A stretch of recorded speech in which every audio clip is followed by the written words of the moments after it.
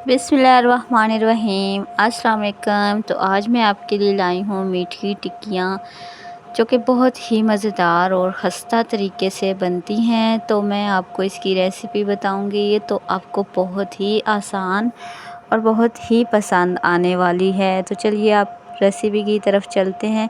तो सबसे पहले आपने नॉर्मल सा पानी ले लेना है, जिस पानी से आपने आटा गूँधना है। और इस पानी में आपने चीनी डाल देनी है, आधा कप आपने चीनी डाल देनी है इसमें।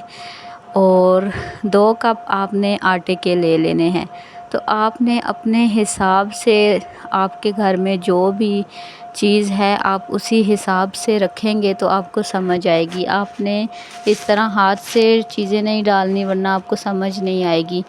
तो 2 कप आपने आटे के डालने हैं और आधा कप चीनी डालना है। तो मीठा आप कम या ज़्यादा अपनी मर्ज़ी से कम कर सकते हैं, क्योंकि कुछ लोग मीठा नहीं पसंद करते तो वो कम ही रखते हैं। फिर आपने इस आटे में थोड़ा सा नमक डाल देना है, बिल्कुल थोड़ा डालना है आपने। और फिर 1 आधी चम्मच आपने इसमें सोडा डाल देना है। सोडा भी आप कोशिश करें कि बहुत थोड़ा सा डालें। और आधा कप इसमें आपने सूजी डाल देनी है।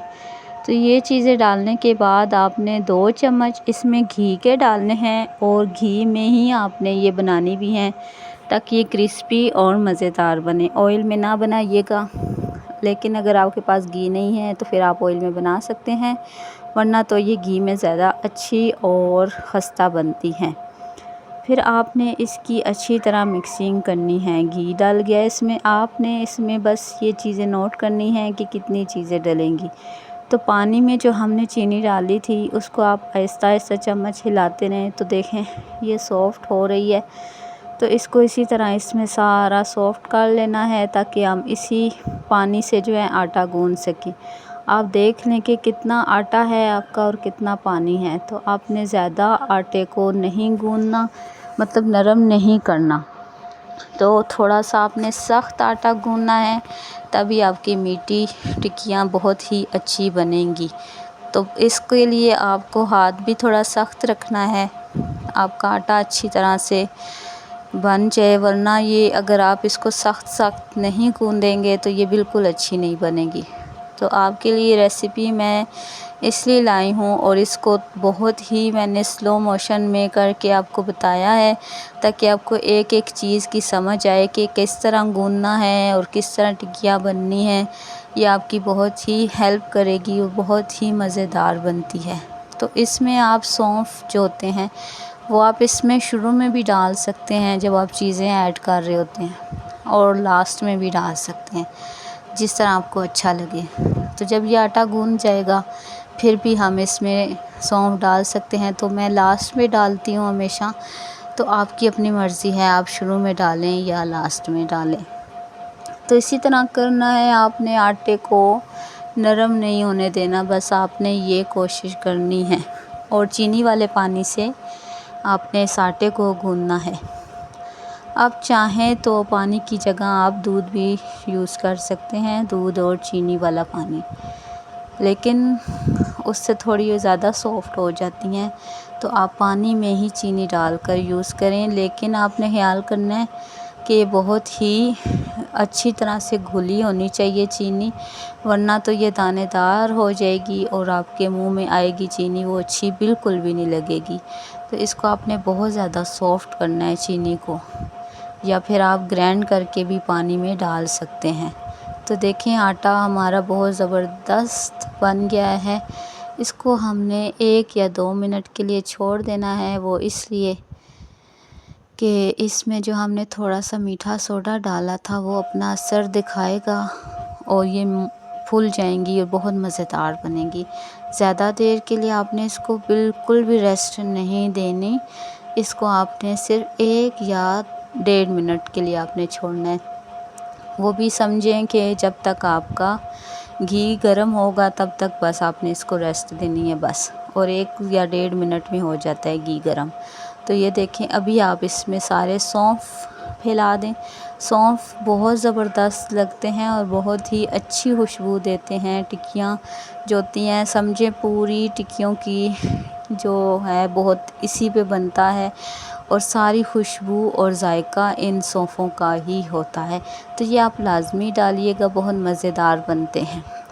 तो आप छोटी छोटी चीज़ देखेंगे इस रेसिपी में तो आपको समझ आएगी और आपको अच्छा लगेगा। तो अब आपने आटा जो था आपका टिक्कियों का, उसको आप थोड़ी देर छोड़ दें, थोड़ी देर नहीं बस 1 मिनट के लिए, जब तक ये घी गर्म होता है।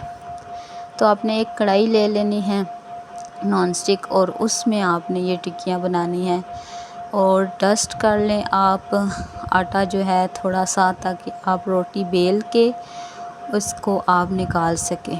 और आपने ये टेंशन बिल्कुल भी नहीं लेनी कि रोटी कैसी गोल है, ये है वो है, बस आपने जस्ट बेलना है। जैसी भी बेली गई है बस आपने इसको बेलना है। तो थोड़ा थोड़ा करके आप इसी तरह बेलते जाएं, एक एक पेड़ा लेते जाएं, इसको आपने बेलना है। और बेलते हुए भी आपने ख्याल करना है कि इसको अपने हद से ज़्यादा नहीं बेलना। हद से ज़्यादा बेलेंगे तो ये बहुत ज़्यादा पतली हो जाएगी और फिर अच्छी नहीं बनती हैं टिक्कियाँ। तो बस इसको सॉफ्ट हाथ से बेलना है। सॉफ्ट हाथ से बेलने के बाद आपके घर में जो स्टील का गिलास है या कोई भी गोल जो बर्तन है, लेकिन स्टील का इसलिए कि ये थोड़ा दानेदार होता है तो ये फ़ौरन से कटिंग कर देता है। ये देखें कितना ज़बरदस्त इसने कटिंग की है। तो ये नहीं कि आपने 3 निकाल ली बाकी ज़ाया हो गया, तो बाकी ज़ाया बिल्कुल नहीं होता आटा। इसको आपने दोबारा से पेड़ा बनाना है तो दोबारा से इसमें टिक्कियाँ निकल आएंगी। तो 3 बन गई हैं, तो जो आपके साइडों पे आटा है ना उसको आप दोबारा उठा लें, दोबारा से पेड़ा बना लें इस तरह और थोड़ा सा आटा फैला लें। बस अब आपने इसको दोबारा इसी तरह बेलना है, इसमें फिर निकल आएंगी। तो अगर आप 2 कप आटा आपने लिया है ना तो इसमें इतनी सारी बन जानी है, 20-25 से भी ज़्यादा बन जाएंगी। लेकिन सारी बात यह है कि आपने अच्छा गूंदना है आटा, सॉफ़्ट बिल्कुल नहीं होने देना। तो अगर देखें ये सॉफ़्ट होता तो बिल्कुल अच्छी ना बनती, ये टूट रही होती या फिर मेरे हाथ से स्लिप हो रही होती फिर और कढ़ाई में जाते सारी ख़राब हो जाती। तो देखें ऐसा कुछ भी नहीं हो रहा, कितनी ज़बरदस्त राउंड शेप में बन रही हैं। तो देखें ऑयल बहुत अच्छी तरह से गर्म हो चुका है, ऑयल नहीं सॉरी घी बहुत अच्छी तरह से गर्म हो चुका है। अब आपने इसमें एक एक करके डालनी है, लेकिन बहुत एहतियात से आपने डालनी है कि आपके ऊपर घी ना आ जाए। तो बस इसको इसी तरह से जब आप देखें कि घी बहुत अच्छी तरह से गर्म हो चुका है, फिर आपने इसको मीडियम फ्लेम पे बनाना है, हाई फ्लेम पे नहीं, वरना ये बहुत जल्दी ऊपर से बन जाएगी और अंदर से बहुत कच्चा रह जाएगा और बिल्कुल अच्छा नहीं बनेगा। तो लो फ्लेम पे आपने इसको बनाना है या मीडियम पे, हाई पे तो बिल्कुल भी नहीं। तो इसको देखें थोड़ा थोड़ा इसी तरह चलाते रहें ताकि अंदर से बहुत अच्छे से बन जाए। तो बस आपने इसी तरह करना है। आप चाहें तो एक दफ़ा ही आप सारी जो है आपकी टिक्कियाँ तैयार करके रख लें और इसमें डालते जाएं। लेकिन अगर आपको यूँ आसानी नहीं लगती तो आप साथ साथ भी बना सकते हैं। तो साथ साथ बनाने का फ़ायदा ये होता है कि जो आपकी मीठी टिक्कियाँ हैं उसका जो आटा है ना वो जल्दी सॉफ़्ट नहीं होता। अगर आप जल्दी से बना के सारी रख देते हैं तो आटा थोड़ा सा सॉफ़्ट हो जाता है, फिर ज़्यादा फूलती नहीं है। तो आपने इस चीज़ का ख्याल रखना है। तो ये देखें बहुत ही जल्दी ये रेडी हो गई है। इसी तरह आप करते जाएं, बनाते जाएं और इसका कलर देखें कितना ज़बरदस्त लग रहा है और ये कितनी मोटी मोटी बन गई हैं, फूल गई हैं। तो आपने देखा है कि आपने कितना पतला आटा लिया था लेकिन ये फूल के कितने मज़ेदार हो गई हैं। इसी तरह बनाते जाएं और ये आपकी फैमिली को बहुत अच्छा लगेगा और ये बहुत मज़ेदार चीज़ है। जब आपके घर में कोई भी फंक्शन हो तो आप ये ज़रूर बनाएं, चाय के साथ बनाएं, शाम की चाय के साथ बनाएं या सुबह नाश्ते के साथ भी आप ये खा सकते हैं।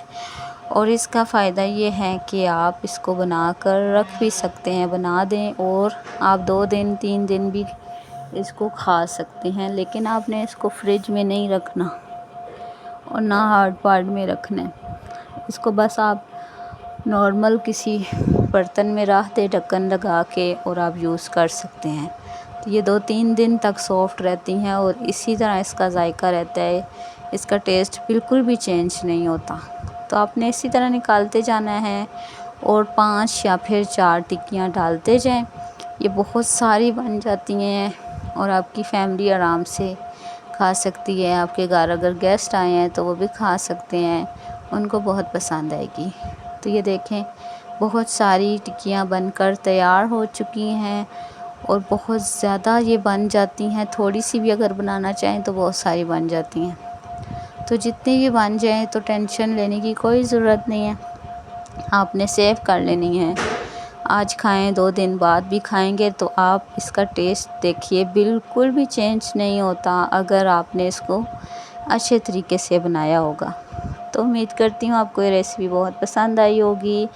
तो ये देखें, तोड़ के दिखाती हूँ कितनी खस्ता और कितने मज़ेदार बनी है। तो अपनी दुआओं में याद रखिए और मेरे चैनल को सब्सक्राइब कर लीजिए ताकि मेरे आने वाली हर वीडियो आपको मिल सके। और अगर आपको ये वीडियो पसंद आई है तो लाइक करें, कमेंट करें और मेरी बाकी वीडियोस को देखें। बहुत ही मज़ेदार और बहुत ही आसान ट्रिक हैं रेसिपी की, बहुत ही इजी मैं रेसिपीज़ बताती हूँ। तो अपनी दुआओं में याद रखें। अल्लाह हाफ़िज़।